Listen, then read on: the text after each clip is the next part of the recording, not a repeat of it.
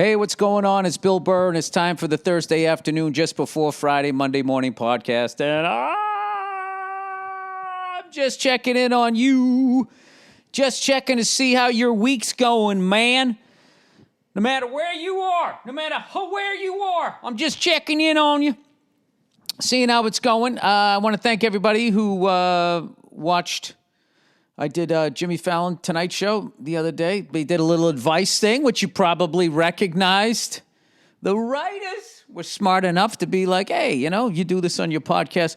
Why don't we lob it over the fucking net, right, for you? So I had a great time. I've known Jimmy, Jesus Christ, 25 years. I've known him so long. I remember he asked me one time at the Improv what it was like to be on TV. He quickly got the answer because like 6 months after that, I think he booked SNL. And yeah, he's done pretty well for himself after that. So it's very psyched. We had a lot of fun. Just getting caught up before we even did it because there was no crowd there, so we could really just sort of shoot the shit and then be like, you want to do this? Let's do this. So I had a great time. So thank you to him and everybody at the Tonight Show and the Roots for with the cool intro music and everybody who watched. There you go. All right. Enough of me being a nice guy. Let's get into it. How about Donald Trump? Huh?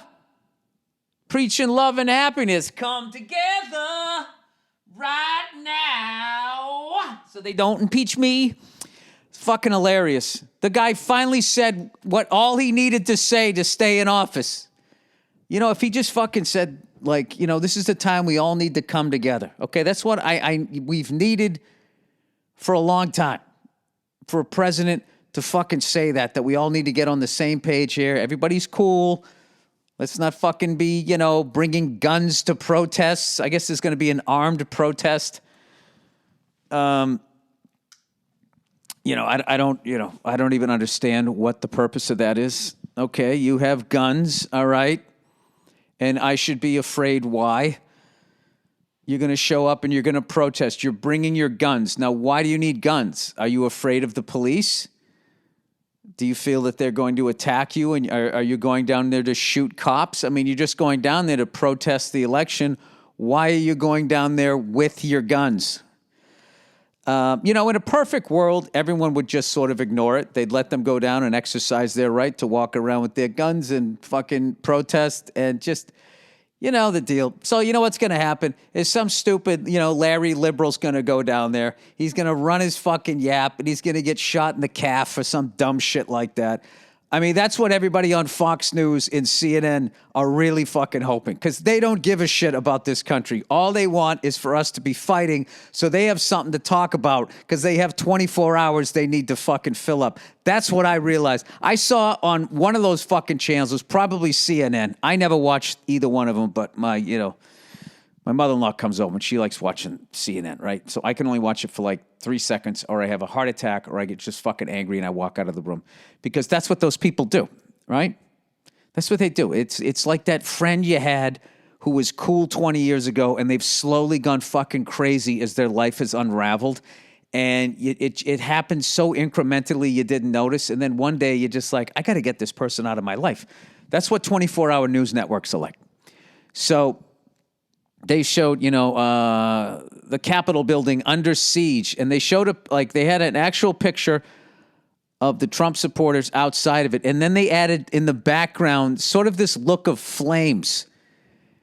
And for half a second, I was just like, oh my God, they even lit the place on fire. I'm like, they didn't light it on fire. They broke some windows, and they showed up dressed like those, what are those? They call them Furbies. One of those people who like to fuck with dress like a mascot. A couple of Furbies showed up, right? They're always doing shit like that, making OJ darker, fucking putting flames where there was no fire, and nobody calls them on it. Nobody gives a shit. Maybe they do. I don't know where they are. But anyways, so Dum Dum is finally saying we need to come together, which is all he fucking needed to say. At the beginning of this pandemic, he would have come off as a leader. We need to listen to the doctors. We all need to come together. We got to get on the same page. I know we all don't see eye to eye, but hey, man, at the end of the day, we're all Americans. This is the greatest country out there. Give me a little fucking, throw a little sauce on it. We have the best trees of any country. Fucking let's get it going.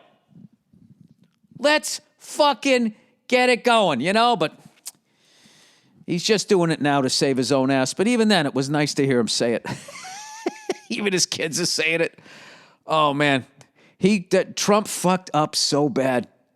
He fucked up so bad because not only did he fuck over the people across the aisle, which is just, standard, right? He fucked over people on his side of the aisle. He fucked over his own. Anybody who fucked with him, he went at them with a fucking vengeance. And now you watch.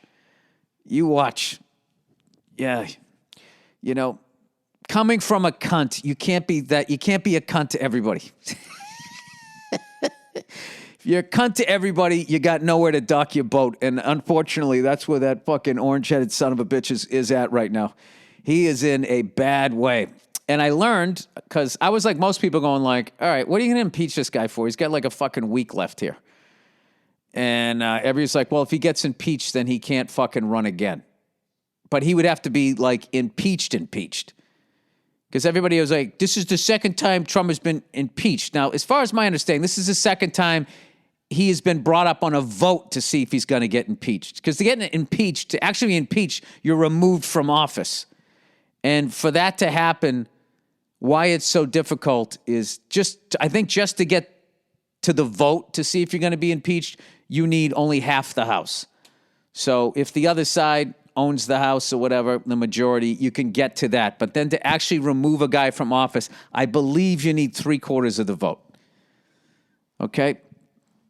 So that would mean, let's say, if it was perfect, where there was 50% Republican, 50% Democrat, you'd need half of the Republicans to roll the dice, risking the people in their own state getting upset.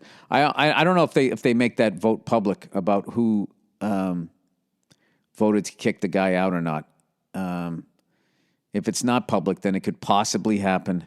I don't know, but he really pissed off a lot of people, and yeah, he's one of those guys that starts a bar fight, and then when his friends come to get in the middle, he starts swinging on his friends too.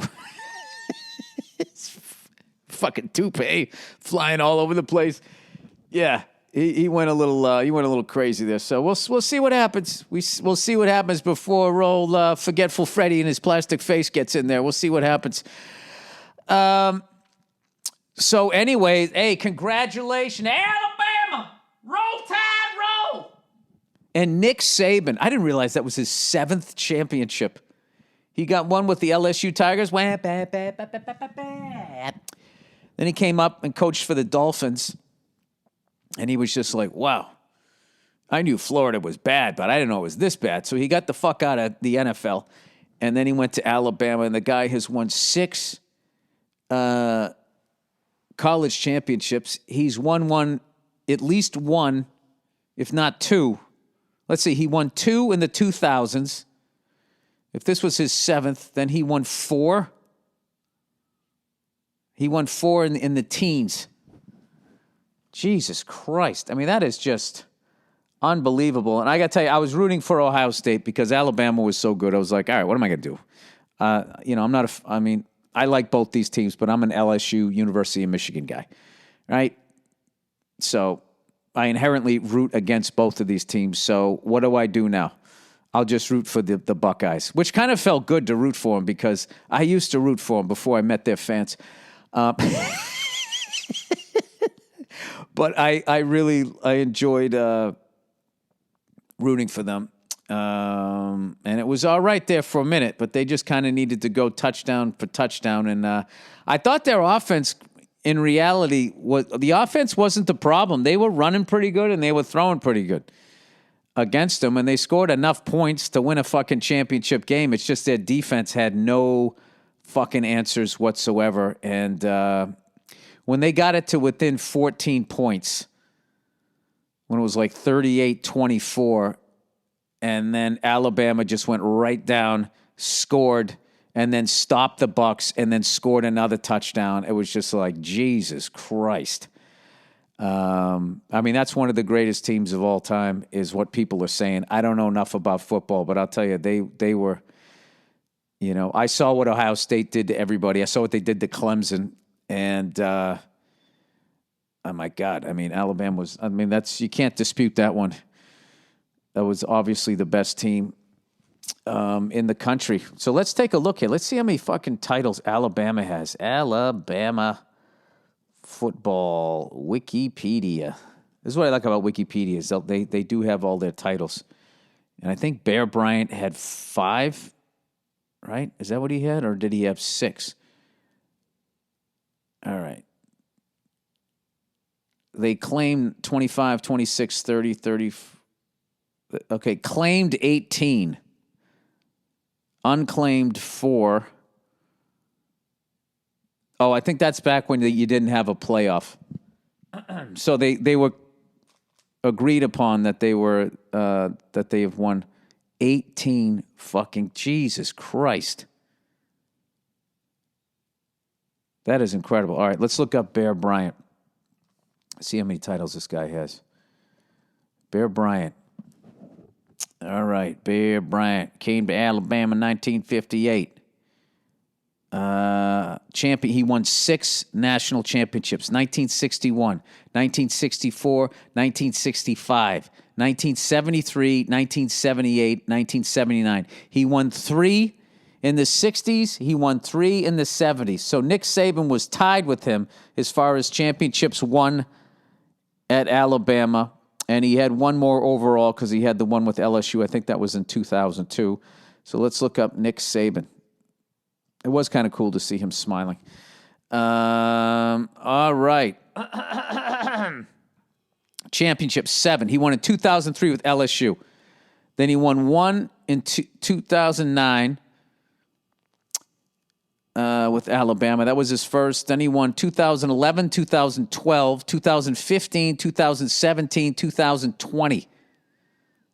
So since 2009, in 12 seasons, they've won half the titles. I mean, how do you fuck with that?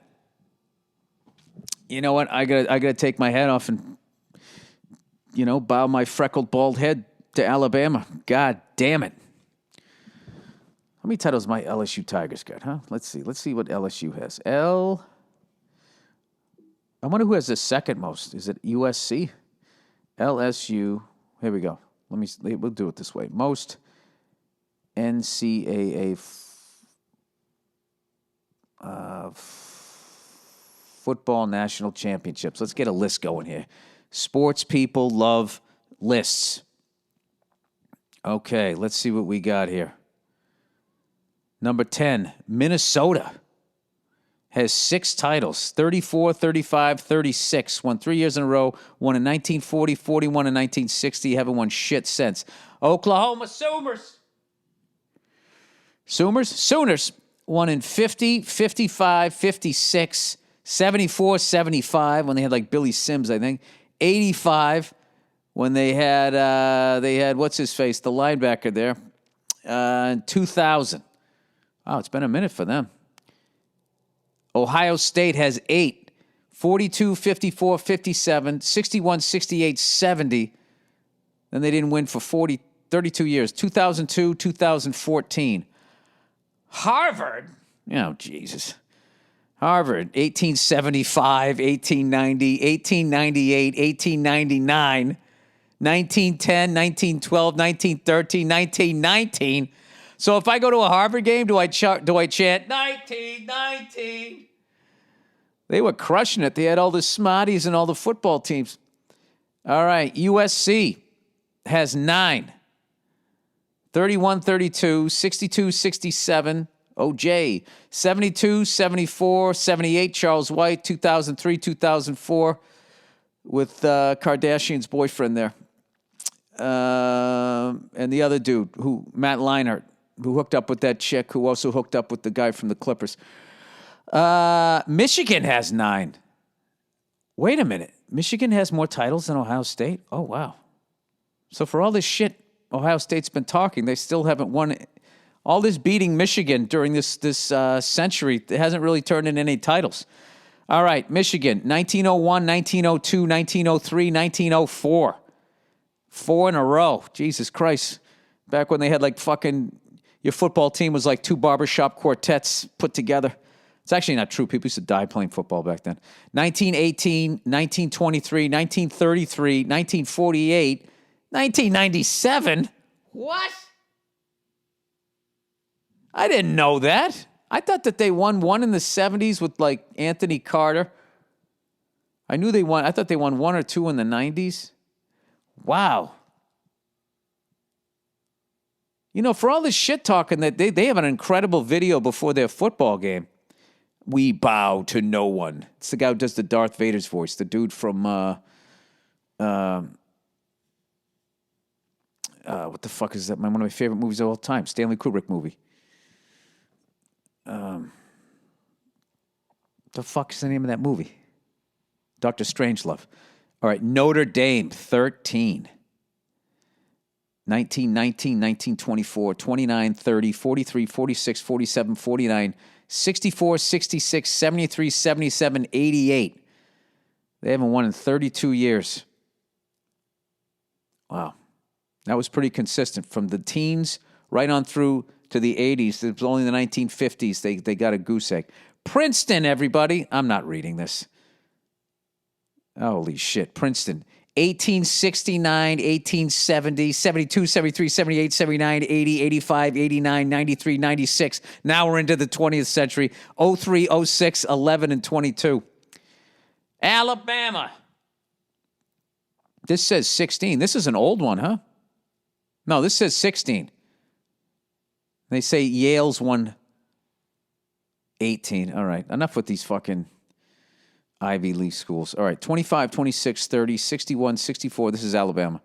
65, 78, 79, 92, 09, 2011, 2012, 2015, 2017, 2020. Unbelievable. All right, I'm sure everybody else is fast-forwarding through this who doesn't give a fuck about college football. But I do. All right, let's talk NHL. Let's talk NHL. Last night, the NHL schedule started. The regular season started. Flyers beating the Pens, pulling away in the third period, winning 6-3. My Bruins have the Devils tonight. David Pastrnak is out. He had surgery on his hip, I believe, and he's supposed to be back mid-February. He has begun skating. Brad Marchand had a sports hernia, and I think he's going to play tonight, though. He's been skating. It looks like he's all right. But the schedule looks great, though, as far as, like, where the hell is it? Where the hell is my NHL schedule? Whatever. It's like we play the Devils back-to-back. Then we play the Islanders, and it's like the Rangers back-to-back. Then the Sabres back-to-back. Everything's like home-and-home series, so there's going to be a lot of bad blood, I think. And it's going to be a lot of fun hockey to play, to watch, I should say. Kind of sucks that Chara is not there anymore, but is still playing. He moved on to the Capitals, man. What a end of an era there. You know, I never try to fall in love with free agents because it's like falling in love with a stripper. You know what I mean? But he was there long enough that I thought he was going to retire as a Bruin. But, you know, when a guy just keeps playing and playing and playing and doesn't want to retire, I think you end up in the Brett Favre situation where it's like, dude, we want you to retire as a Packer. We want you to retire as a Bruin, but you want to keep playing and we got to get younger. And I think that's just what happened. So it didn't seem like it was a bad thing. I know Char tweeted out that it wasn't his decision to leave, so kind of sucks. But, you know, we all know he's going in the Hall. We all know he's going in as a Bruin, so we shall see. All right, and with that, maybe I got a couple of reads here to do. A couple of reads. Anyway, oh, dude, I had a big-time parent moment that my wife absolutely crushed. So I am just putty in my daughter's hands. So, you know, she's been doing this thing lately where, you know, whatever, you know, just being a kid. Like if she doesn't get her way, she sort of like goes like, oh, you know, drops down on the floor. And then she'll just start crying and whining and everything like that. And then, you know, to give her a little time out, then she comes over and says she's sorry. So we thought we were teaching her not to do that. And all she learned was I can basically act like this as long as 5 minutes later I say I'm sorry. So the behavior was starting to get worse, noticeably worse. And I think it was the stress of going to school, not taking as long a nap. So she was kind of in a extra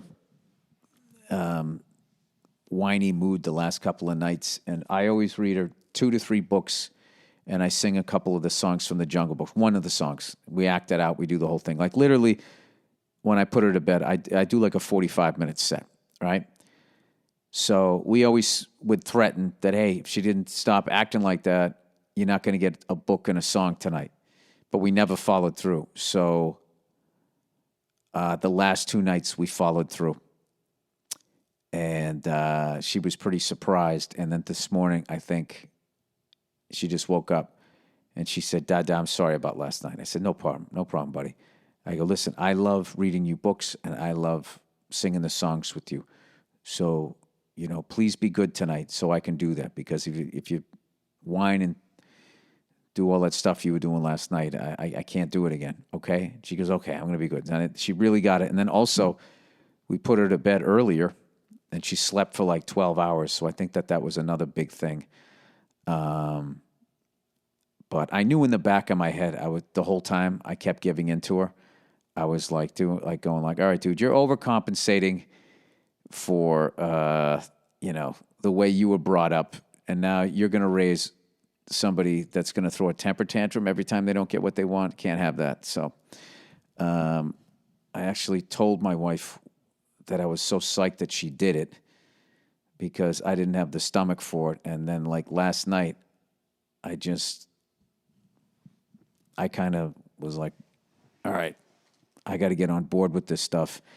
And this morning she was the way she usually is, which she was a great kid.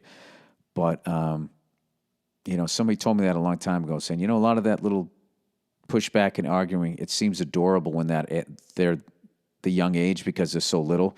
But if you don't nip that in the bud, I always forget if it's the bud or the butt. If you don't nip it, if you don't get after it, then just imagine the teenage version of that.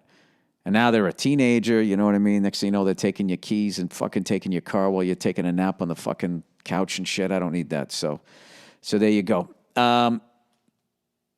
Anyway, so we got through that. Let's do some live reads here. But she's been crushing it on the balance bike. Once again, I've been wrong about a lot of shit. The balance bike totally makes sense now. Now I get it. I was just being an angry old man like, hey, why don't you do it the way they did it when I was a kid? All right. Okay, let's do some reads here. Omax Cryo Freeze. Pronounced Cryo Freeze. I said it right. Number 1, living with chronic pain is the worst. It's more than a feeling of discomfort. It can affect your whole life. Many of my listeners probably have some type of pain that has prevented them from relaxing or sleeping or stopping them from exercising. Perhaps it's been ongoing for a few weeks and now hasn't improved with any of the treatments they've tried. Podcast host to provide experience of recent pain. Recent pain? My fucking shoulders have been bugging me. My rotator cuffs have been bugging me for 4 years. And now I got everything all lined up in the front. Now the one on my back left shoulder blade is all fucked up. Enter Omax Health. Oh, Max, how could you? If you're looking to get rid of nagging muscle pain, joint pain immediately while providing long-lasting recovery, if you're an old dad, this is great shit, by the way, then you need to try the natural breakthrough pain relief solution, CryoFreeze CBD Roll-On, developed by Omax Health. The non-prescription triple-action pain relief roll-on is specially formulated to block pain receptors, reduce inflammation. That's what I love. Anybody can block the signal to your pain, but the fact that this actually makes you better by reducing the inflammation, I love this shit. And improves muscle and joint flexibility. The best part is it's 100% natural. CBD powdered remedy works its magic within 10 minutes of application, and relief lasts up to 8 hours, much longer than the over-the-counter products. CTA, Omax Health is offering my listeners 20% off a full bottle of cryo-freeze CBD pain relief roll-on. This discount also applies towards any product site-wide. Dude, I'm ordering this shit today. Just go to omaxhealth.com today and enter promo code Burr.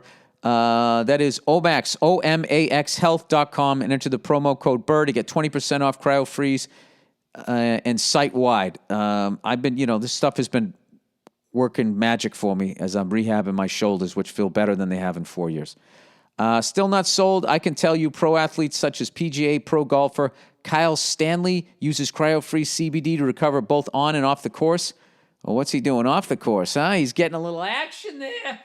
And go look at the product reviews. They got 95% five-star reviews, page after page of customers saying they've tried everything and Omax cryo-freeze is so good, they are buying it for their family and their friends too. Anyone from athletes to Grandma Josie can benefit from the immediate pain relief. So go to omaxhealth.com and enter the code Burr, B-U-R-R, to get 20% off cryo-freeze and site-wide. All right, I'm telling you this product is the real deal. Go to Omax, O-M-A-X, health.com and enter the promo code Burr to get 20% off site-wide. Viomi is the next one. Viomi, get over here. Hey, Viomi. Viomi helps you take control of your health so you can improve your energy, gut health, and boost your immune system health. Viomi's award-winning at-home tests decode your cellular, mitochondrial, and microbiome health, giving you powerful insights with over 30 health scores. Viomi gives you precise, whole food nutrition plan and precision supplements based on your unique biological needs. Eliminate the guesswork, optimize your health, get more energy, healthy weight, improve gut health, better sleep, and much more. This is the one where they analyze your fecal matter, and you don't have to put your name to it, so you don't have to worry that they're going to build a robot that's going to come over and kill you while you're doing your crunches. They just figure out, everybody's a little bit different, and they figure out the perfect diet for you. Viomi would tell you how specific foods affect you. You may be eating too much or not enough of what your body needs, and this can lead to inflammation and injuries or added weight that you don't want. Viomi's phone application lets you get these answers on demand. Questions about food? Just check the app. Viomi's partners include the Mayo Clinic, GSK, and others, and is used by Olympic gold medalists and elite professional athletes. Go to Viomi.com and learn how you can get your unique insights for better health and wellness. Use promo code Burr, B-U-R-R, at checkout to save 10%. Save $10 on your first purchase and 55% off all subscription products. That's Viomi.com, promo code Burr. And then I got my freestyle one because I don't have any copy here for it this week. I read it last week. It's old Herb Cider. Herb's fucking cider. Tim Herb Alexander, one of the best fucking drummers out there. One of my favorite drummers out there. Also has some of the best hard cider, which is perfect for the cold winter months. And if you want to reminisce about the cold winter months in the summertime, you got to get some of Herb's cider. Go to www.herbscider.com, HERBSCIDER.com. I mean, it's January, February, March, right? Start a fire and get hammered with Herb's hard cider, kid. All right. All right. What else here? We're coming up against it. All right, so I'm going to go do my workout here. Rehabbing the shoulders. Oh, dude, I filmed myself playing drums. And I swear to God, man, it's amazing. It's just like when I used to film myself, when I first filmed myself doing stand-up, and I was like, oh my God, I thought I was killing. I thought I was amazing. I thought I was relaxed. I'm fucking horrible. Dude, I cannot believe I've been playing drums as long as I played. Like, I look like such a fucking asshole. And you know what's funny is when I film myself, I also have like the video, so I can't listen to a click. So I'm sort of thinking of the song in my head. And dude, my time is just all over the place. It is a fucking mess, but I am so fucking dedicated to filming myself. Like every single time I play now, just to sit and watch to see what I'm doing wrong.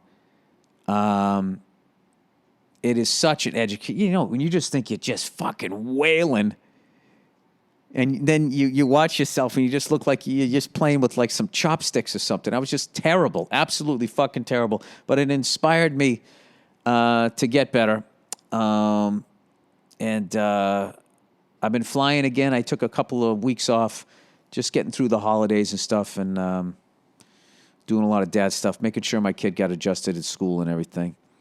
So now dad has a little more free time, and I went on this great flight the other day where I took off from the valley, and then I just kind of flew east until I got to the LA Zoo. Then I went down around, the observatory, past the Hollywood sign, right down Sunset Boulevard, out to the Santa Monica Pier, banged a left. And then one of my favorite things to do is when you transition through LAX airspace, it's at or below 150. So you're going right over the fucking beach, people surfing and all of this shit. Then you come out the other side. You're in Torrance airspace. Then I went around the Pacific Palisades, which I plan on doing because whale watching season's coming. Then I went to where I learned how to fly, which was Long Beach Airport. And I actually forgot the procedure.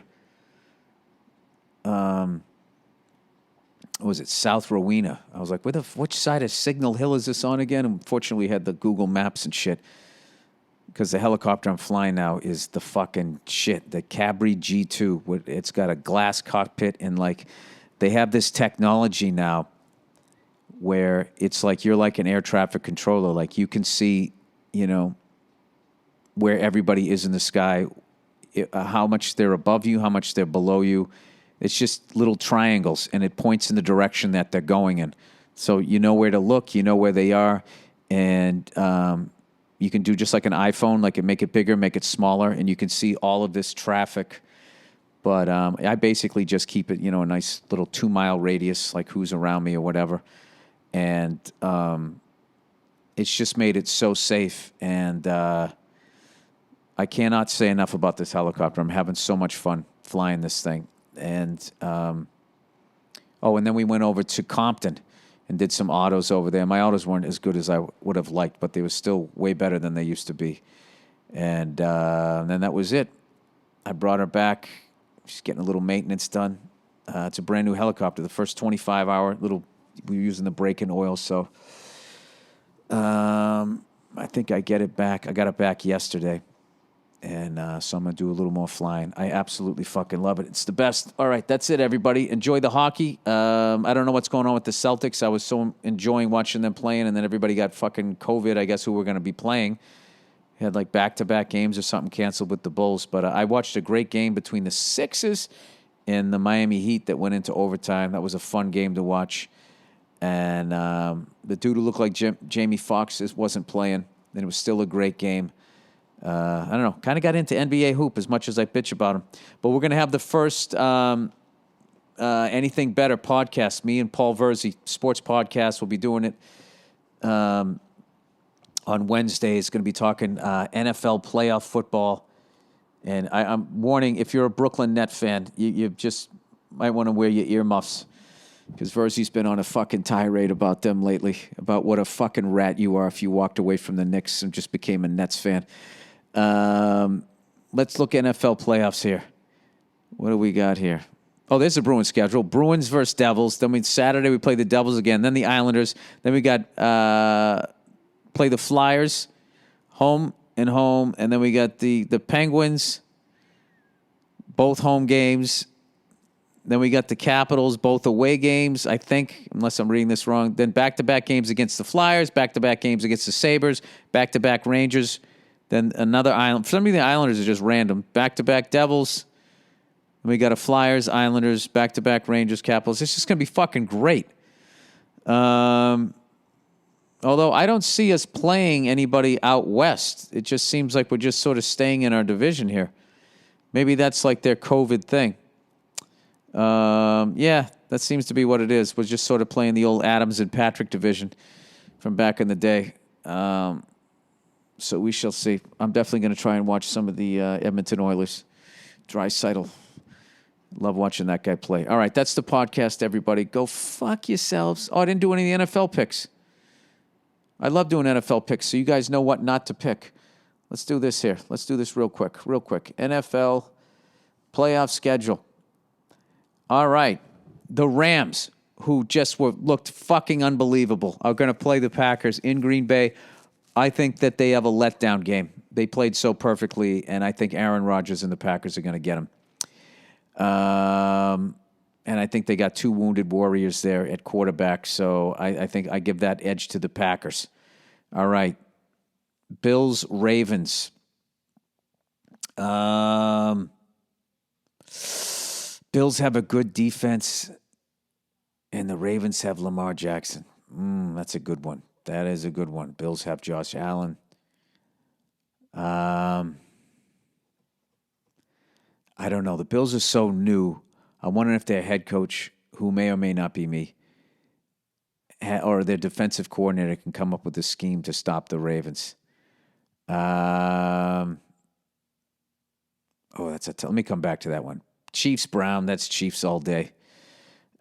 Saints, Buccaneers. That's going to be a great fucking game. I'm rooting for the Tom Brady Buccaneers, of course. All right, I got to make a pick here. I'm going to say the Ravens go in and break the Buffalo Bills' hearts. I'm going to be rooting for the Bills just because they've never won a Super Bowl there, right? Buccaneers, Saints. I'm taking the Buccaneers because I love Tom Brady, Gronk, and even Antonio Brown was a Patriot for half a second. So it's sort of the Tampa Bay Patriots for me. And I want to see Tom Brady get number 7. He's got to catch up with Nick Saban. But I also love the Saints. Alvin Kamara and Drew Brees. That's going to be a fun, crazy fucking game. High-scoring game is what I'm hoping for. Defensive struggle, whatever. I just want to see some good football. All right, that's it. All right, everybody, as Donald Trump says, come together. Let's stop fighting with each other, all right? Let's get ready for Forgetful Freddy, his plastic face, and that chick he's bringing with him. Have a great weekend, you cunts. Enjoy the music, and I'll end in another bonus half hour Thursday afternoon just before Friday, Monday morning podcast, and I'll talk to you on Monday.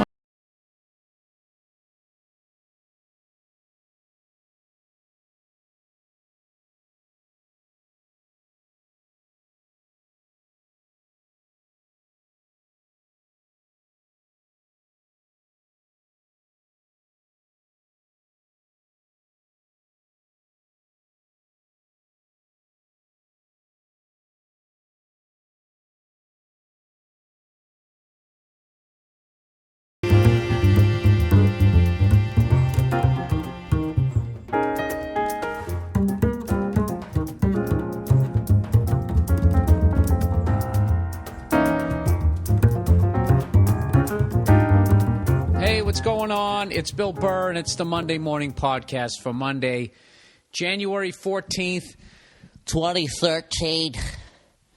2013 in the year of our Lord. Ladies and gentlemen, another week has passed. I'm downstairs Sunday night, believe it or not. This is why this podcast hopefully is up on time. Hopefully I was able to upload it on time, pass it on to the person who uploads it, and they were able to upload it, and you were able to download it, and now you're listening to it. Hopefully that has happened. I'm down here. Nia's upstairs. She's watching the fucking Golden Globes. Jesus Christ. Oh, Jesus. I'm like, where my room is, where I sit and stare at my computer and act like I actually have a serious fucking career. It's right off the TV place, the room there. And for fucking 2 hours, all I'm hearing coming out of that room is her watching the Golden Globes and just one person after another just going, I want to congratulate. It was so brave. Everything was brave. Such a brave performance. Your unending courage. Your shut the fuck up. Jesus, you would think these fucking people just, I don't know what, just want a war. Your compassion for the human experience, the intestinal fortitude of your fucking essence, of your aura. Jeez, just fucking blow them already. You know what I mean? Literally mouths filling up with saliva as they're just trying to get more fucking compliments out. I get it. You know? How people sit there and fucking watch those things. Let me ask you guys a question. Would you show up? Would you show up to some shit like that if you ever got nominated for something like that? You know? Would you go out? Would you go to a little tuxedo place down the street, get yourself those plastic shoes that God knows how many people have already fucking worn and gone out and puked in? You know? You stick your head through some fucking rented limo sunroof. Woo! Ow! Fucking Golden Globes, baby! Loser! Winner! Winner, right here. You eating that corn dog. Go fuck yourself. Nominated. Not nominated. Yeah. Yeah, we'll see. Right? Then you fucking have a couple of Michelobes. You walk in there. The nomination for most original screenplay goes to Zippy Zipperfest. They play the stupid music, and you got to walk up there. I can thank my agent, I can thank my manager, my publicist, I'm sorry, I'm drawing a blank, my wife, for your unended courage, your bravery, and putting up with me. I know I'm not easy. I know you keep using an English accent, but it just always seems to be some sort of British accent now. You know? Even like when you go on the internet there, you go on the internet, how old did I just sound? And they try to explain something. Or sometimes when they have like a fucking, what do you call it there? You call up and somebody puts, you get to the voicemail, right? They got that English accent going on. I don't understand why they're really in fucking vogue. I went to my favorite website, that TED.com, because it always blows my mind what these fucking eggheads are working on. And every once in a while, it's something inspirational. And today I went on there, and I'm looking at this fucking lady and named Sue Austin. She got sick, so now she's in a wheelchair, or as she calls it, a power chair. So she was actually psyched to get in the wheelchair because I guess she was bedridden, and then she got in the wheelchair, and she was like psyched. She goes, I could fucking cruise down the street. You know the wheelchairs they got now, like those old people have. They're not the same ones. Like I don't think we've experienced our first death yet, but if they make those fucking wheelchairs any faster, like there's going to be a lawsuit. So anyway, she's flying down the street in her wheelchair, evidently having the fucking time of her life, feeling the wind in her face, because anything's better than laying in that fucking bed under all those blankets. So she's psyched, goes out in the world, is having a great time. Of course, she's saying all this in an English accent. Feeling the wind on me face. Blimey. All these cunts scattering about. So anyways, long story short, she's taken aback how everybody almost ignores her. You know what I mean? Which I try not to do when I meet people in wheelchairs. You know what I mean? Like you try to fucking, you're looking them in the eye, you're having a conversation, but you can't help but feel like you're looking down on them. Then it feels like this weird, condescending thing. Like, hey, you down there, I'm talking to you up here, right? So what else you going to do? You're going to squat down, and now they feel like a little kid, and you're going to tie their shoe or something?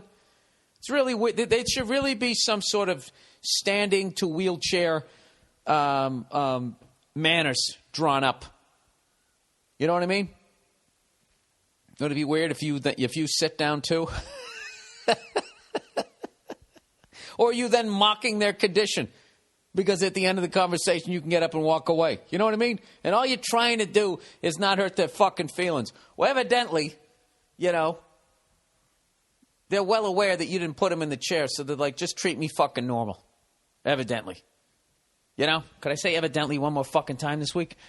God knows there's some douche out there counting it. Oh, I'm not trying to be a dick, but this week's podcast, you said evidently fucking 14. Really? What did you do after you got done counting the evidentlies? What was the next exciting part of your fucking day, you goddamn cunt? So anyways, back to the lady in the wheelchair. So I don't know. I kind of fast forward through some of the video, right? Because I got to do this podcast. And she got into diving or some shit. Oh, I know. Somehow she just starts talking about fucking scuba diving. And how when you put that shit on, the apparati that you go scuba diving with, all of a sudden, like the wheelchair, it alters your way you move around in the world. But scuba diving is looked upon as exciting. So I thought, what if I combined the two? I know this is a brutal accent. So she basically fucking put on a mask, a regulator, and a tank in the back, put some fins on the fucking wheelchair, and this lady had the balls, the fucking ovaries, if you will, to scuba dive. So they cut to her going through the ocean. She's got long hair. It's hanging out the back, floating. She's fucking in a wheelchair, sitting down, going through the ocean. It was beautiful and creepy all at the same fucking time. It's kind of frightening, I got to admit. It was a little bit frightening. Kind of reminded me a little bit of that movie Mama that's coming out. You know, with that fucking tree woman that raised those two kids. Two kids get lost in the woods, and then they find this fucking creepy woman, tree, dirty person. I don't know what the fuck it is. But I'm definitely seeing that movie because that movie better not disappoint me. Because I saw the ads for that. Did you guys see the ads for that? Mama. You know? These two kids get lost in the fucking woods and this thing raises them. And then I guess the humans, find them. And they bring the two kids back. They were out there for like 5 fucking years. And evidently, the fucking dirty mother from the woods is not happy that she lost her kids, so she comes back to get them. And once again, you people who are not into guns, and you're against the NRA, I'll tell you right now, I would love to hear what you had to say when some fucking half a tree, half a woman, dirty fucking individual comes into your house from the woods after you find your kids because you somehow lost them out there for the last 5 fucking years, comes back into your house, and you're sitting there with a bread knife and an English muffin, and this fucking thing comes through the goddamn window. Huh? Wouldn't you want to have a semi-automatic assault rifle? Not trying to cause a debate. I'm just putting it out there. Just trying to take a different angle on this. So anyways, this lady is in a fucking wheelchair scuba diving. All right? I'm terrified of the ocean. Absolutely fucking... I can't even say I'm terrified. I'm informed of the ocean. I know what's in it. I know some of what's in it. That's another thing, too. We don't even know everything that's in it. And you can't see it, and you're going to go there. And you can't fucking breathe, so you got to bring air with you. Yeah, there's a good idea. I'm going to fucking go someplace where I can't breathe. Don't worry, I brought some air. I'm going to go where I can't fucking breathe. Everything's faster than me. And if it wants to, it might start eating me alive. But don't worry, I brought some air. Yeah, these fucking people, they're out of their minds and they don't deserve to be rescued. I don't understand, the Coast Guard, other than international freight, because we got to get food and shirts to people. Okay, so if those people get in trouble, I definitely think you should go out and try and help them out. Okay, but if you're just fucking out there, beach blanket, bingo, and you're out there surfing, or you put on some goggles and you bring some air and you decide to go under the... You know what? Go fuck yourself. We don't have the money. California doesn't have it. We don't have the money to go save you. This fucking state is broke. Goddamn assholes. They got fucking DUI checks every 3 feet. And why do you think that is? Because they're trying to crack down on it? No, because they're making a fortune off and catching some people who had a couple of Budweisers. I don't even know what I'm talking about this week. So anyways, this lady in the fucking wheelchair, she scuba dives now. And she can't move her fucking legs. And she has the fucking ovaries to go down there. And I don't have the balls to do it. I'm absolutely blown away by her. But then on another side, she's kind of cheating. Because, like, if a shark comes at her, she could just sort of lean to one side, and all he's going to get is a mouthful of metal and, break all his teeth. That would be great. You like that leg? Go ahead, take a shot at it, and you just fucking lean. Shark comes in, fucking knocks out all his teeth. Fucking freaking out. Freak out a shark. Get him to put his little flipper over his mouth like a little kid who broke his front teeth. I don't know. If you see her, I know that they're trying to make it beautiful, but there's something about her long hair, the fact that she's sitting down, it's just weird, and it's creepy. Do you know I keep seeing that dirty mother, half a tree person with the leaves in her hair? I actually, like, the downstairs in my house, it's just creepy. I don't know what it is. There's something that's creepy about it, and I love it. Because I come down here and my mind starts fucking with me. And I don't believe in ghosts. I don't believe in monsters of, other than just shit that we know that exists. Like sociopaths, axe murderers, grizzly bears. And even a grizzly bear is not a monster. It's just hungry. And I'm there, okay? I would like that it wouldn't maul me and try and eat me. But it's not sitting there like, whoa, I'm going to fucking ruin this guy's day. It's just hungry. It's trying to get a sandwich, all right? And if I'm in its vicinity, I'm like one of those sweaty pieces of turkey that you see in one of those Subway fucking franchises. I want to buy one of those things. I want to buy a fast food franchise. That's how I'm going to get out of this fucking business. I'm going to buy something that just fucking serves people poison. I'm going to buy it, and I'm going to sit on the roof dressed like the mascot. And I'm going to have a little bullhorn and just real creepy as people walk in. I'm just going to be going, go ahead and eat it. Come on, you fat bastard. Get in there and just get that grease all in your fucking, all in your arteries. Big fucking clown shoes.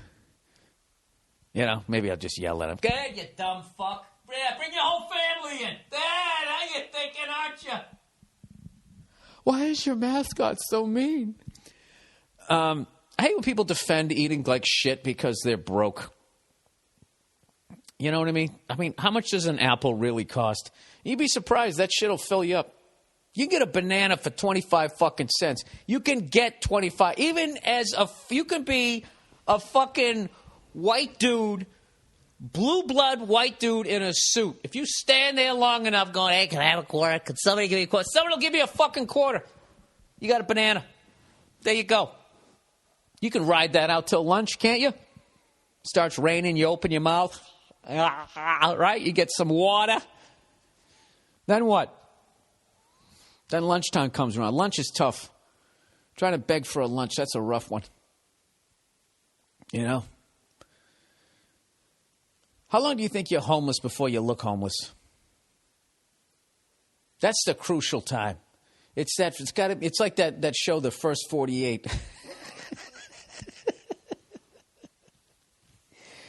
You got 48 hours before you look like you've been out there for 48 days. So you got basically 2 days to somehow get the fuck off the streets, or else you're in it for you're in it for a while. I don't know. I don't know what I'm talking about this week, everybody. I'm just trying to get this fucking thing done because I got shit to do tomorrow. I got shit to do. Old Twinkle Toes here has some shit to do.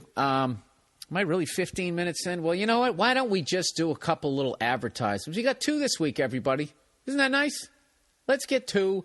We're going to do 2 right now. We'll get them. What the hell? What is this?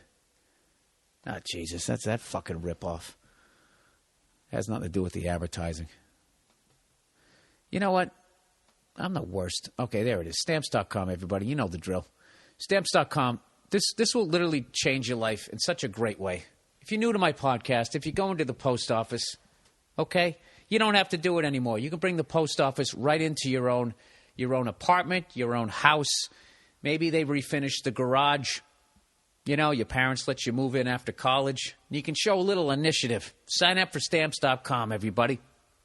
Think about how much time you've wasted going to the post office, or how much money you've wasted leasing an expensive postage meter. Stamps.com is the better way to get postage. Just use what you already have, your own computer and your printer, to buy and print official U.S. postage for any letter or package. With Stamps.com, everything you would do at the post office, you can do right from your desk at a fraction of the cost of a postage meter. I've been using Stamps.com for the last year, sending out all my DVDs. It's great. I love it. I feel like I'm stealing money. Right now, get this special offer when you use my last name, Burr, B-U-R-R, for a no-risk trial, plus a $110 bonus offer that includes a digital scale and up to $55 in free postage. Don't wait. Go to Stamps.com before you do anything else. Click on the microphone at the top of the homepage and type in Burr, B-U-R-R. That's Stamps.com. Enter Burr. And I got one other one here. Did you guys watch any of that football? Huh? Are you Americans? Did you watch the football? See what I did there? I'm not talking football. I was just stalling, just so I could get to the next ad. I wanted you guys to hang in there so you wouldn't fast forward. Okay, eVoice, everybody. eVoice is what busy professionals use to save time at work, to save time and work smarter. eVoice converts all your voicemails to text and sends it directly to your cell phone. No more interrupting your day to check your voicemail or waiting till after a meeting to find out what's going on. With eVoice, your calls will always be routed to you no matter where you are. eVoice also comes with your own conference line for up to 94 participants on one single call. 94 participants. You could take over the world with a conference call of 94 participants. All right? Just make sure you stay being the guy on top. No, you want to be the guy second in command. The guy on top always gets whacked. Anyways, it all starts for less than $10 per month. But right now, they have a special offer for our podcast listeners. You can get eVoice free for 6 months with no obligation. For your free 6-month trial, go to eVoice.com and enter the promo code BILL. eVoice can make your small business sound professional. Like a Fortune 500 company, they can create your own custom professional greeting. Yeah, they got like all these voiceover actors, whatever you want. You want the English accent to sound professional like everyone else? They got that. eVoice provides a dial-by-name directory, so you'll sound like the big boys. Plus, pick your own toll-free number or sync it with the number you have now. Wherever you are, people will think you are at the office. Want to work anywhere, blah, blah, blah, blah, blah. It goes on forever. eVoice. If you're starting up your business, this is it. Go to eVoice.com, type in the promo code BILL, and take your business to the next level today. All right, back to business here. Did you guys watch any of the... you know what? The tree person. Whatever. I don't know why I keep calling it a tree person. It just looks like... The person looks like they're made out of bark. So when I come downstairs in my house... It's the bank's house. Who's kidding who? All right. Whenever you buy something, all you do is you're just switching landlords. You know? I love people say, you rented, you own. People just, I own. I bought my house. No, you didn't. You sold yourself. You freed yourself from this guy, and then you sold yourself into indentured servitude to the tune of 30 years. That's what you did. How old are you now? Add 30 to that. All right?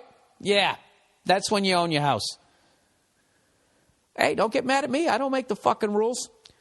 So anyways, with my bank-owned house here, this is what I do when I come downstairs and I get freaked out. You know, whatever the latest monster movie that comes out, if it catches me, whenever I come down and the lights are out and I have to walk into the dark room before I turn the light on, I always picture that thing being in there coming at me. And I can really freak myself out. You know, same way like if I jump into a pool and I start thinking, what if there's a fucking alligator swimming right at me? It makes me fucking swim real quick to the side.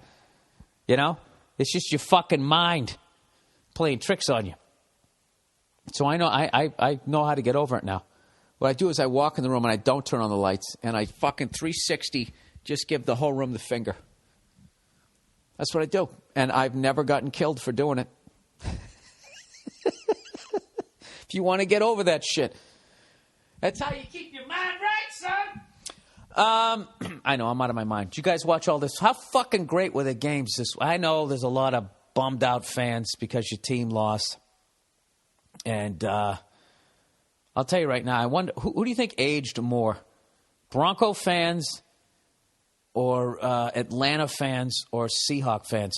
I mean, those two fucking games were unbelievable. Unbelievable. And I know what a lot of people are thinking right now. For all those years when I trashed Peyton Manning because they kept saying that, I'll tell you, if I had a start date, despite Tom Brady's 3 rings, and Peyton Manning had 0 at that point, the guy I'd have to start with, I still got to go with Peyton Manning. I'm actually going to defend Peyton Manning.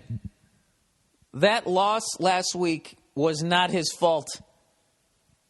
Okay, now I know that they had, a punt return or something like that and that bullshit or whatever. Okay, the guy had a tip ball for an interception, tipped off his own fucking receiver's hands for a pick 6. That's not on him. All right? Now, he had the Brett Favre running right, throwing back left across the body over the middle for a pick. He did do that. However, the GOAT of that game is Raheem Moore. All right? You're up fucking 7 points, 30 seconds left, they're 70 yards away. And he stands there, and they got no timeouts left, 30 seconds. He stands there like, oh, what if they run it? Don't let anybody get behind you. So this fucking guy runs by Champ Bailey, right? Champ's got him down low. This guy's supposed to come over and have him over the top. He gets there late. And they let Joe Flacco, who they keep telling me is this fucking amazing. He even says it. He even says he's amazing. I see moments of it, all right? But I think he's been in the fucking league long enough to realize that he's not amazing. He is efficient with glimpses of brilliance. And I don't think there's a fucking Raven fan out there that would argue with me. All right? I don't even think he's Tony Romo. I don't. He's just one of those fucking guys. One of those guys. I don't know what it is. Like, just, you notice like how certain fucking teams, they're just good in one area? They just know how to draft this one fucking position. Or maybe just know how to draft defensive players. Like, look at the Giants. Nobody knows how to draft front 4 guys on a defense like the fucking Giants. They're unbelievable. Steelers always have a great defense. Then there's other teams that are just fast fucking teams. They always have great wide receivers. And then, I don't know, the fucking Ravens, they just can't pick a quarterback to save their goddamn life. They can't. So anyway, this guy fucking throws this ball. Throws it up for grabs, a la Eli Manning, except he was actually facing where he was throwing it, as opposed to turning and facing the opposite end zone with his shoulders up. Oh, did he catch it? I'm fucking with you, Giants fans. It was a hell of a throw. Anyways, so this fucking Raheem Moore, he's getting over there late. All of a sudden, he fucking starts turning around because he looked over the wrong shoulder. And for a half a second, he's running backwards. He looked like a right fielder in Little League baseball. You know what I mean? That kid, please don't hit it to me. And he fucking stops running, jumps up, misses the ball, lands on his fucking ass. The Ravens dude catches it. Champ Bailey is right on that guy's ass. But now because of Raheem, he had to hurdle that guy, which gave the Ravens receiver enough. You can see it in Champ's fucking body language when he hurdles over that kid. You can see he's like, he's going to fucking score now. And they scored. All right? What more does Peyton Manning have to do? They put up fucking 35 fucking points against the Ravens. That should be enough to win the game. So I don't think that that's on. I don't think that loss is on Peyton Manning as far as like blowing the game. You're up by 7 points with 30 seconds fucking left, 70 yards to go. That's on the goddamn defense. All right? So I know a lot of you guys thought I was going to pile on. I actually felt bad for Peyton Manning, and I enjoyed watching him this year. Now that he was finally out of a Colts uniform, I could enjoy watching him. Because I had major problems. You guys know the deal with the Colts crying about the Patriots. Oh, they tried too hard. We made a tape of it. Yeah, sorry, Colts. All that shit they're doing, covering your receivers, that's all legal. Well, it shouldn't be. Well, then fucking, I don't know, change the rules, right? And the fucking owner sits on the rules committee. Next thing you know. Next thing you fucking know. And the whole game changed. The whole game changed. All offense, defense, everything is fucking changed because of the goddamn Colts. Because those fucking cunts couldn't beat us. And that's why all Dan Marino's records have fallen. That's why you're starting to see Jerry Rice's records are being beaten by Wes Welker. You know? That's why it's very rare to see an aggressive cornerback anymore. Because it's basically, as far as I can tell, it's kind of illegal to cover a receiver. I've been through this shit. So anyways. Now, anyway, what am I trying to say? So now that he plays for the fucking Broncos, I actually... that was my prediction. I said the Patriots are going to beat the Texans, and we were going to go into Denver, and we were going to lose because they had a better defense than we did, and our defense has been suspect all year, although they played great. They did play great today, and it was still close. You know what? I think today I finally understood the prevent defense when I was watching the Texans in their second-to-last drive where they, for some reason, had no sense of urgency, and they were down by 3 scores. And I watched them. The Patriots just went, protected the sidelines, kept it over the middle, and those guys burned off like 4.5 fucking minutes and got the 2-point conversion. And somehow they were only down by 10, but all we had to get was a couple of first downs, and the whole thing was fucking over. I still don't like it. I still don't fucking like it, and I don't know what else to tell you, dude. I'm fucking burned out. I watch so much goddamn football. You know? How psyched is the head coach with his Santa Claus hair, with his buzz cut Santa Claus fucking hair that Atlanta finally won one? That was his ass. He would have to put his house on the market. If they lost today, that was it. If they were up by 20 and they fucking lost to Seattle, that was fucking it. But I got to tell you, man, Seattle is the future, man. If they can somehow keep that team together, that's going to be a scary, scary fucking team. And goddamn it, Pete Carroll's a good coach. Woo! Didn't get to see him do that too much until the second half, but whatever. Congratulations to all the winners. Who do you guys like? Who do you like? I have no idea. I kind of got to think, I would say the 49ers. God knows they were fucking kicking the Patriots' ass. But you always got to figure Bill Belichick. Once he's seen you once, that's it. Plus all the shit he filmed. I mean,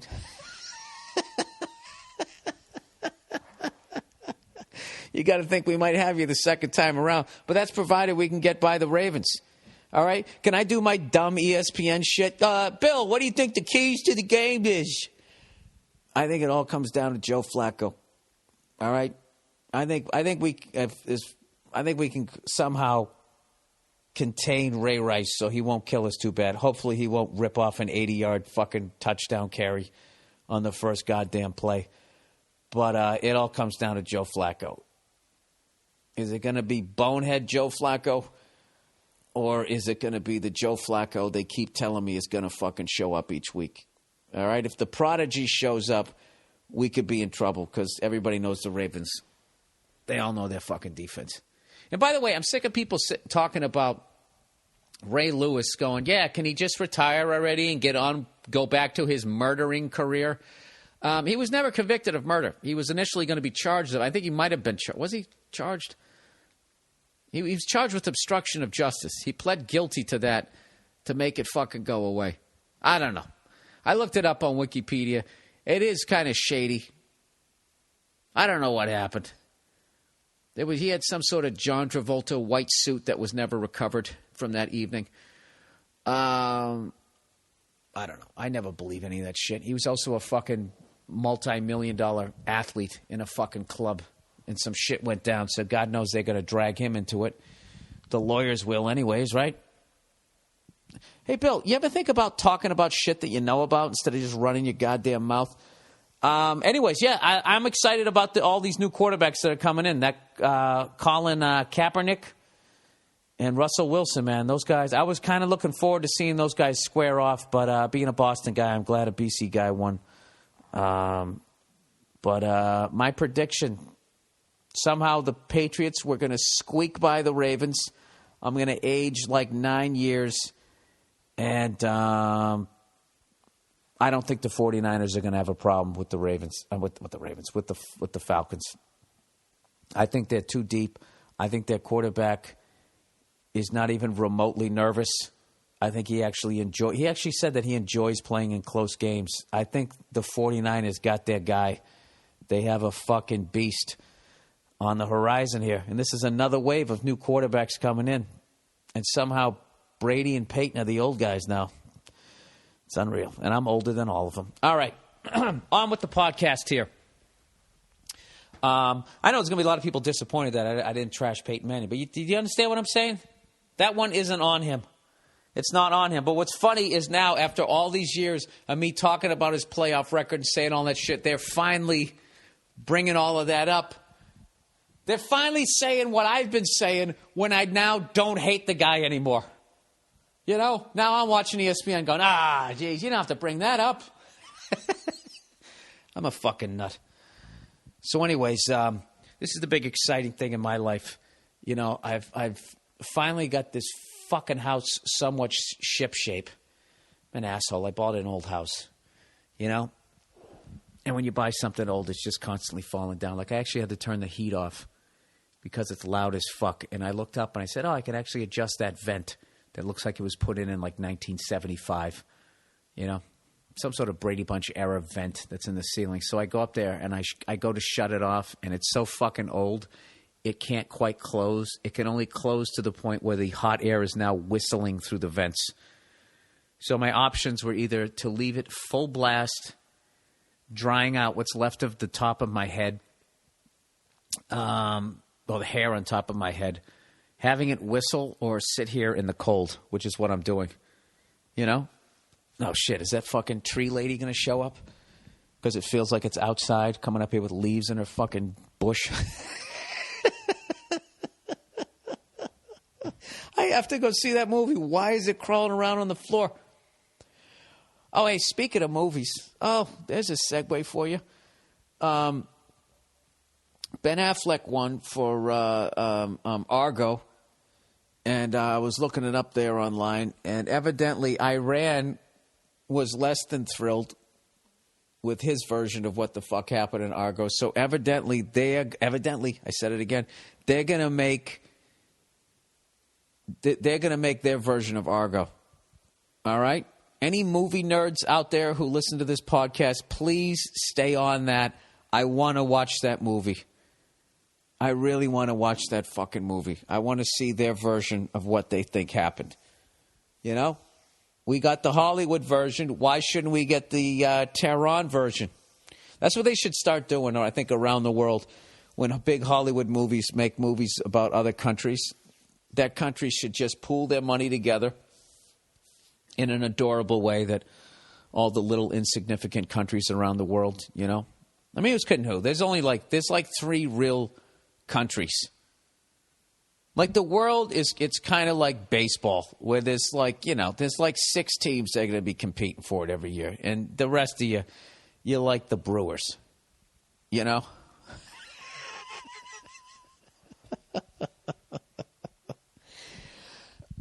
Hey, you want me to be the ignorant American? I'll fucking play it up. Oh, Bill, stop acting like you're dumbing your shit down. We all know you. All right, go fuck. You're right. I'm dumb. So anyways, I've been trying to... stay on that.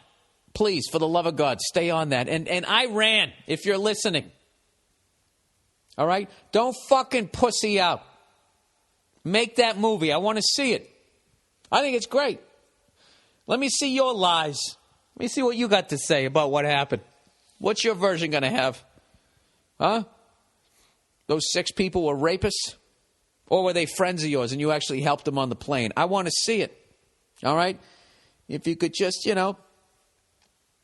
take time out of hating and just make a movie. That's actually bad. I shouldn't say that. Not everybody hates over there. There's got to be an Iranian Bill Burr sitting there trying to podcast. I saw it. I saw a documentary on kids who play heavy metal and metal music and trying to be in a fucking band in either Iraq or Iran. I forget what it was. It was really interesting. So there we go. Let's fucking cap that ignorance right there, Bill. So anyways, I own this old house. This old house is a piece of shit. This old house has a bunch of plaster that Abraham Lincoln fucking put in the vid fucking 816s. So I'm gradually getting this thing. I had to fucking do the guts first. I had to do the wiring, and I had to do the plumbing. And by saying I had to do it, I mean I hired another man to come over and do what I don't know how to do. So I think I got it shipshape. I think I finally got rid of the last little bits of galvanized pipe. I got everything in here. Now it's all copper. Right? So I don't even want green or brown fucking water. I got most of the electrical done. You know, I don't know. I don't know what was going on. We had some sort of fucking exposed wire near the gas, and we literally could have blown ourselves up every time we fucking used the fireplace or something. So got that straightened out. Last week, you know, we got dish rather than cable, and the last people here had cable. So I'll tell you right now, two fucking people that I can't stand, and two people that you won't be able to stand when you fucking get a house are painters and the cable guy. All right? The guys who install cable. These fucking cunts. First of all, painters, they paint over everything. They don't give a fuck. Doorknobs, hinges, doorbells, windows, outlets. If there's a fucking kid leaning up against the wall, they'll paint over it. Like they'll go up, down, up. Whoa, whoa, whoa. They'll give the kid 3 fucking swipes before they realize, oh, wait, this is a living thing. They'll paint your fucking dog. They don't give a shit. What color you want it? All right, everything. Why don't you just grab the bucket of paint, take the lid off, and then just start spinning around with it, because that's what the fuck you're doing. You know? Then I got to go in and clean up your goddamn mess. So anyways, and then the cable guys, when they install cable, they basically unload like 5 miles of cable. They completely overestimate what they need, and then they grab a fucking drill and a staple, some sort of staple gun. They go, gauge, up the side of your fucking house, and then whatever's in their way, they just drill through it. So I spent like 3 hours the other day climbing all over my house, getting this shit off. You know, now I got to go back with like fucking stucco and whatever the fuck I got to do and patch up some of these holes. You know, some of the nails came out and took a chunk of this shit out. Threw all of that out. So now, you know, spackled the walls, repainted them. I'm all fucking good. So now I get to do the fun shit. I get to actually work on something that you can see. So we got these doors upstairs. We got like 5 doors upstairs. 3 of them are original from the old days, and then 2 of them are Home Depot specials, which basically means an 8-year-old having a temper tantrum could put his little fucking 8-year-old hand through them. So, I don't know. I actually found a place where they have all these old fucking vintage doors, and it's made of the old shit. You know? When you fucking knock on the door, it makes that solid sound as opposed to that shit sound, you know, that IKEA sound. That's IKEA. You hear that? Wait a second. That's IKEA. This right here, that's vintage doors. Here, shit. Can you tell the difference? Well, you know what? Go fuck yourself. I can't. Wait, here's some IKEA. Here's some IKEA right here. Hear that? I have no balls. You hear that? And that fucking wood? That, you know why IKEA gets their wood? They basically, like, you ever see those popsicle stick houses? They have Cambodians make those, but instead of like a house, they make a dresser out of it. That's what they do. And they just unscrew it and they ship it over here. That's what they do. So anyways, I found these old fucking doors. And they are in rough shape.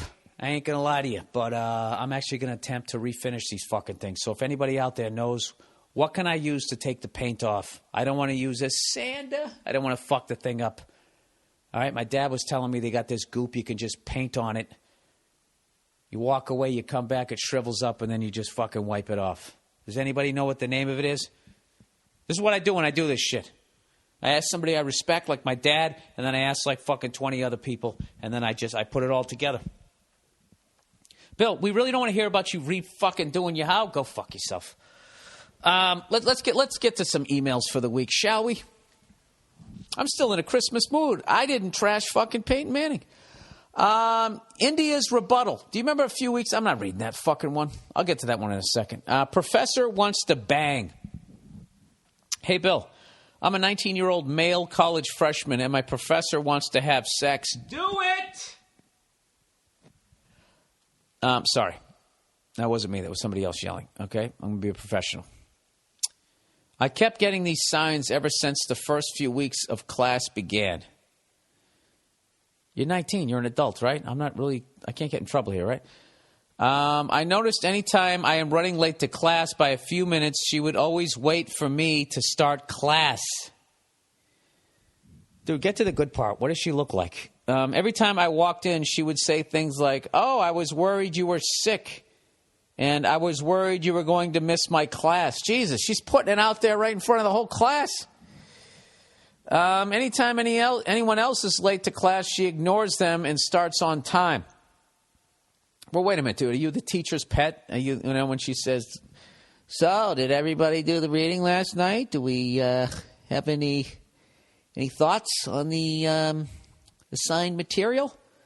Everyone just sits there staring at her, chewing their gum slowly, and you actually put your hand up. "Oh, Michael, what do you have to say?" I found it. I thought it was brave. I thought it was exquisite. You know? All right, let me just read the rest of this here. Anytime anyone else is late to class, she ignores them, starts on time. Okay. She is always over the top nice to me when we see each other. I brushed this off, and I didn't let it get big in my head. All right, so he's like, he's not thinking that this is going to happen. Okay. A telltale sign came to me one day when I was at the smoking section on the campus after I left her class. I cheated word for word from the girl that sits next to me in class on a test I had just finished. The girl that sits next to me came down to the smoking section with a bag of chocolate in her hand and gave it to me. She told me our professor gave it to her to give to me. Yeah, boy. Dude, trying to bang your teacher is like trying to get away with a murder. The more people who are involved, the bigger chance you have of getting caught. So what the fuck is she giving this girl chocolate for, bringing her in the fault? Fuck, she wants a threesome. Right? Is this where it's going? Please tell me it's going in this direction. This is like a Red Shoe Diary here.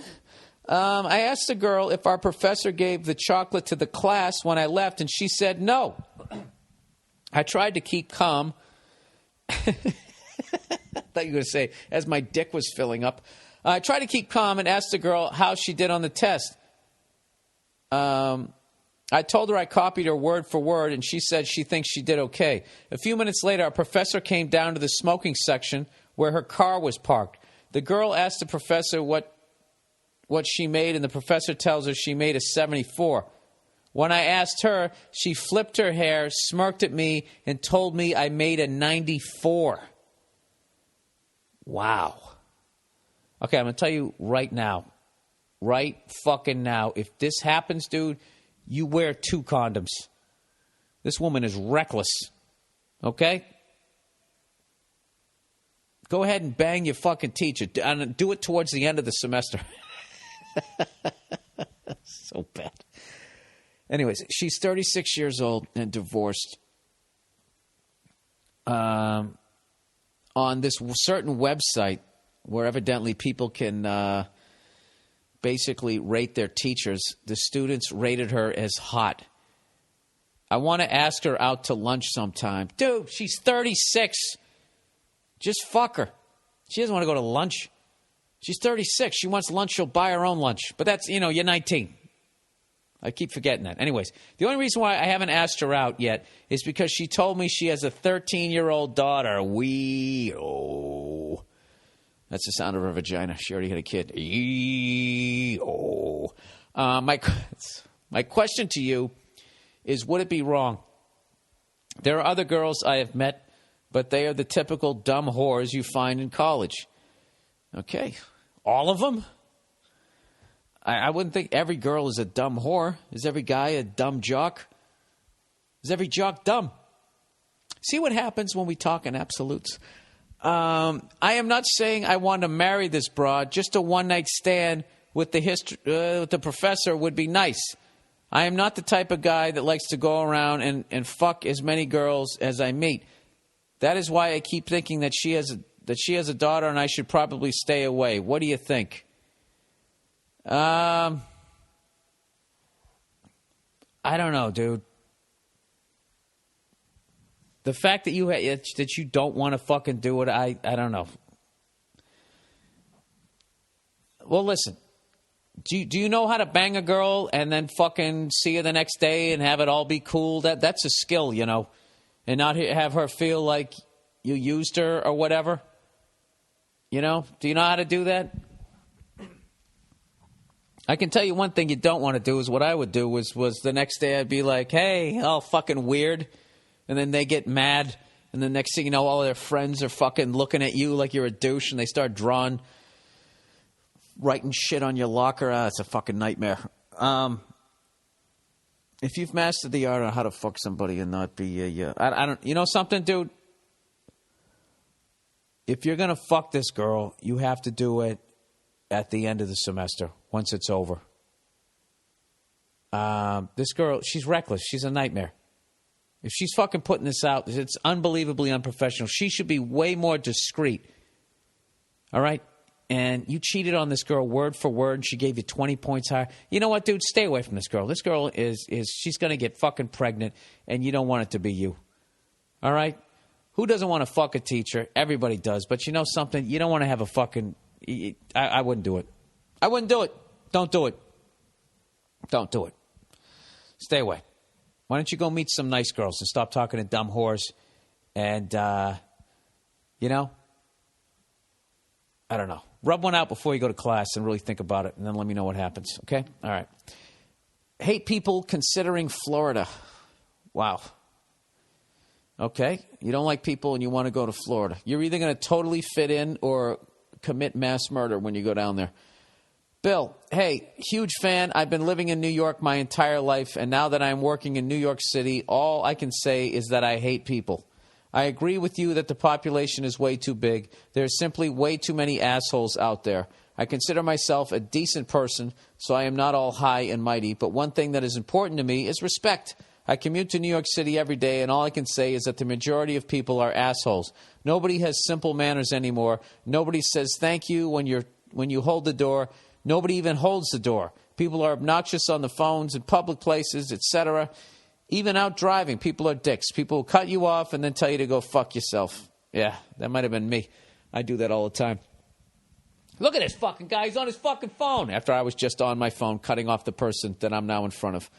I'm emailing you because I listen to your podcast every Monday and I hear what kind of advice you give, and I like it because you are being honest. Thank you. I hate the people so much here that I'm considering moving to Florida once I get married and start a life there. I'm 24 years old, have a great job, have a great girl, and I am miserable simply because of other people. My girlfriend hates that I am like this, but I keep telling her there's nothing I could do. I'm just like that. She keeps telling me that if I continue like this, I'll eventually become a bitter person, and she is probably right. Yeah, and you're going to end up losing her, because who the fuck wants to be tied to that? He says, I have gone to Florida many times and love the southern hospitality. People seem just happy all the time, and I want that. My girlfriend's parents bought a house down there recently, and have offered us to live there to try it out, of course, after we get married. I know it would be a big step since I would be leaving behind my family and friends, but I feel like I need to do something this drastic to keep my sanity.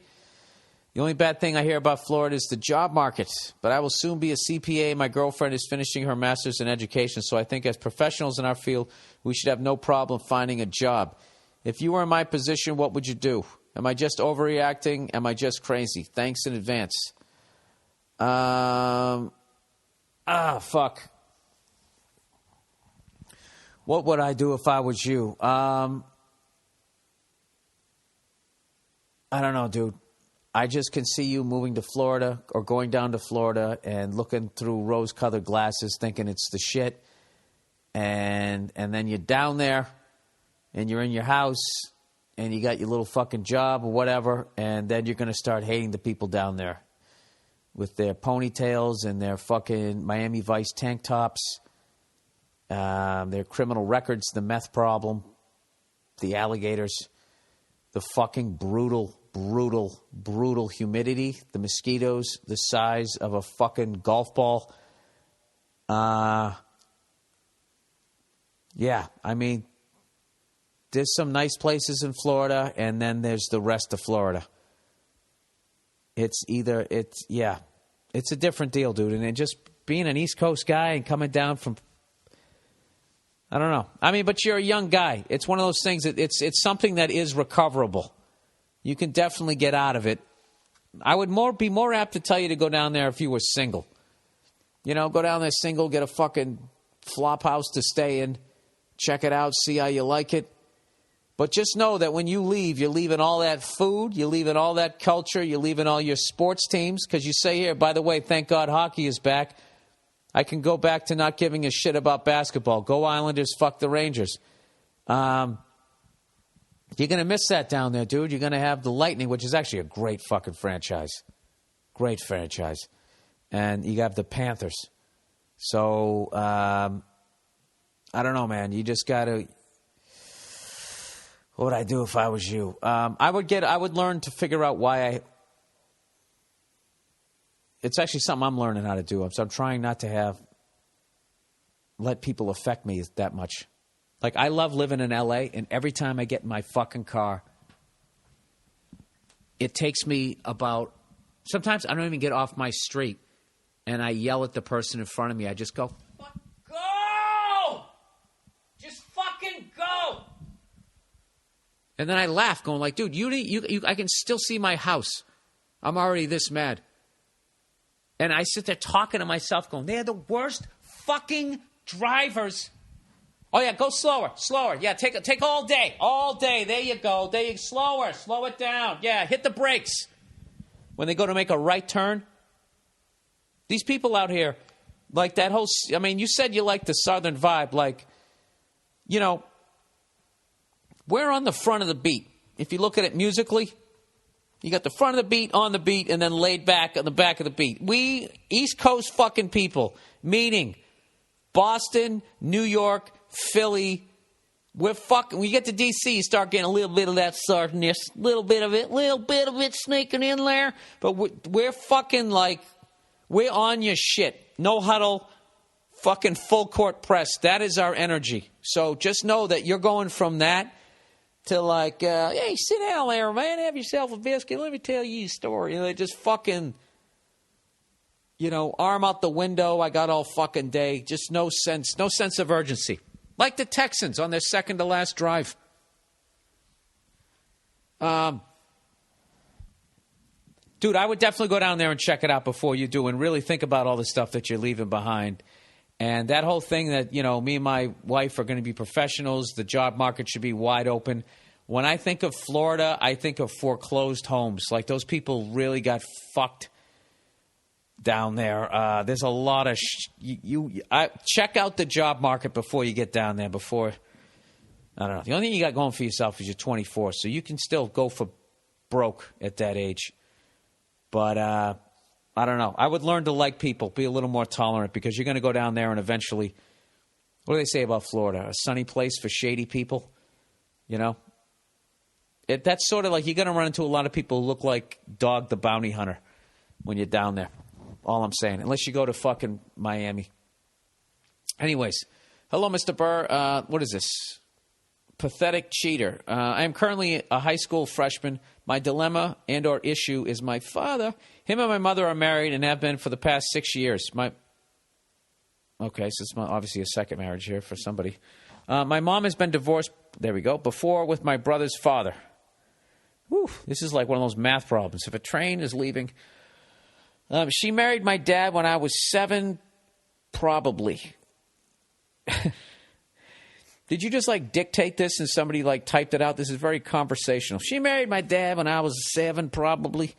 She stayed with him through a lot of physical fighting, previous cheating, and she still believes he's still a good guy.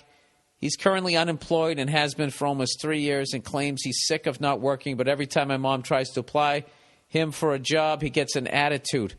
which I think if you're a male and you're not the provider of your family and are in no rush to be the provider, it makes you a bitch of a man. That's his job, isn't it? So as of recently, being the last 3 years after moving my... What the fuck? So as of recently, being the last 3 years after moving my mom has been the sole source of income. And he's been home every day collecting unemployment of $200. Laying on his ass doing nothing but calling up random hideous women and going behind her back on random dating websites claiming things he wants to do sexually to these random women. Jesus Christ. Sounds like the Dwight Yoakam character in Sling Blade. Get out of my fucking house! Why don't you go home and practice, Randy? I can't stand that I've known and haven't said anything, but I feel would crush my mom. Yeah, that's tough, dude. Who's now reaching 50 and being cheated on twice. Should I tell her? Oh, twice before by other men? Yeah, it's a pattern. She keeps picking the same guy, if that's what you're saying. By the way, he's cheating on my mom in front of me, not physically, but he knows I know and doesn't care. He doesn't interact with me the way a father should. He's worthless in my opinion. Sounds like it. Jeez, this is depressing. What should I do? It tears me apart. I am ashamed to be known as his son. I'm just lucky I have my mother's father to look down to the T. That way I'm just lucky I have my mother's father's look down to a T. That way I have no physical connection with the douche that is my father. And don't worry, this won't reflect on me and how I'll be when I'm a parent. It only encourages me to do better. Dude, I'm going to tell you that's about all you can do. All right? That's about all you can do, is just learn from this situation. Try not to repeat it. As far as telling your mother or not telling your mother, I don't know. I'm going to give you bad advice here because my first thing is I don't know. I kind of got angry at that dude in the middle of that, and I'm going to tell you to say something you shouldn't fucking say. So I don't know how many more years. I'm trying to do the math. What do you got? A couple more years at home? Just fucking ride it out. Get out of that house. Dude, I don't know. These are tough questions this week. I don't fucking know. What do you tell him?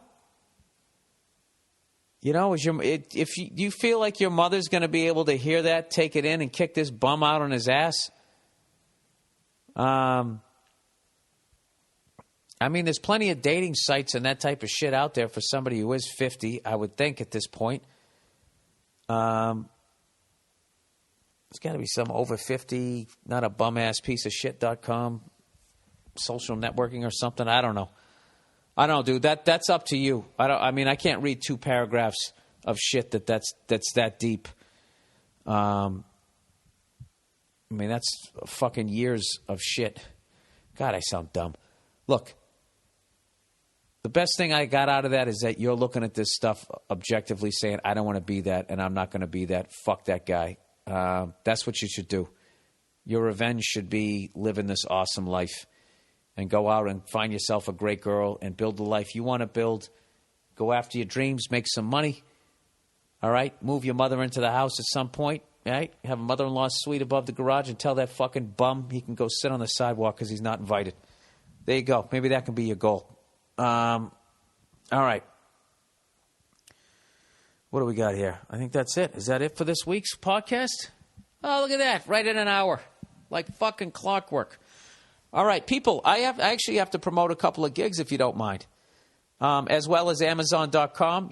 As always, I say this every week. If you want to buy something on Amazon.com, but you'd also like to donate to this podcast, if you go to the podcast page on BillBurr.com, BURR, and you click on the banner ad, Amazon, you click on that stuff, you go to Amazon, it's still the same price, and they kick me a little bit of money for sending you that way. So you donate to the podcast that way, and then I take a portion of those proceeds, 10% to be exact, and I pass them on to the Wounded Warriors Project. And that way everybody fucking wins. All right? Not saying you have to buy anything on Amazon, but if you're gonna, there's a way. There's a way to do it where everybody's happy.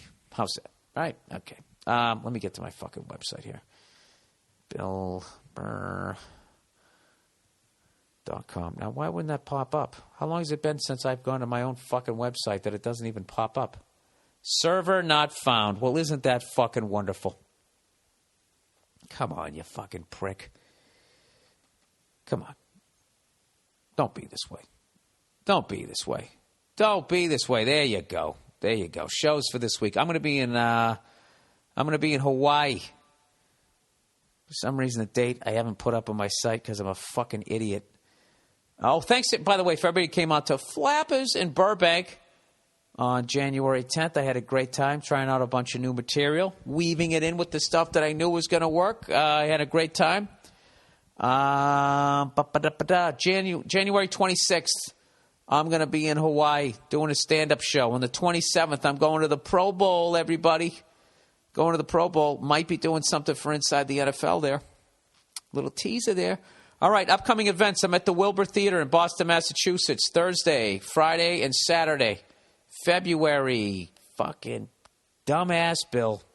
Dumbass Bill. Where's the calendar when you need it? This is what I do at the end. I just make you guys feel smarter. Huh? This is my lot in life. The 21st, 22nd, and 23rd, I'm going to be at the Wilbur Theater in Boston. And guess who's featuring? The one and only, the teen idol sensation from the Opie and Anthony program. Not to mention, February 19th, doing the Patrice O'Neill benefit, which is going to be insane at the City Center. It's all sold out. We could given some tickets to some friends and family. There might be some other tickets available right before the date. We might release some just to let you know. We'll definitely give you the heads up on that. I'll be at Bananas in Hasbrook Heights February 18th doing a benefit for a good friend of mine, Vinnie Mark, doing a benefit for his wife as she battles a victorious battle over cancer. And other than that, I can't even read all the rest of these dates. I put a bunch of dates up on my website.